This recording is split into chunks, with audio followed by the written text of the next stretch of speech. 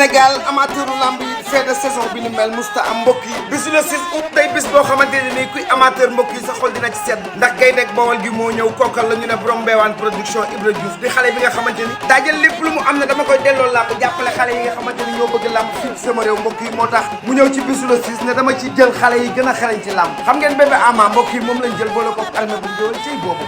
combat bu rëy combat amateur ñu jël ko jagle ko Lamine Gueye coordonnateur Benno Bokk Yaakaar bu xombal waaye Mbewaan yamuñu foofu dañoo jëli reeni buy boole koog bébé Talla muy combat spécial ba mbokk yi mu doon drapeau Abdou Diouf directeur école bu Mbewaan macha allah ku def lu rëy am lu rëy Abdou Diouf a def lu rëy moo tax ñu tuddee ko bis bu Mbewaan yamuñu foofu mbokk yi xam ngeen lu ñu def benn melo numéro 2 lañu jël boole koog Mor Kankan 2 fils de sang gi moom la ñu jël boole koog Dékou Nandi 2 dina fa tëjee dumbul si ñoom Lion Rouge moom ak Ngom Xula la përxa dina fa laale ak mboro bi cëy booy xombal moo fay laale ak Darso waaye Canta dina fa daje ak Kaana Baas mbokk yi Souley Gaynde moom ak Boy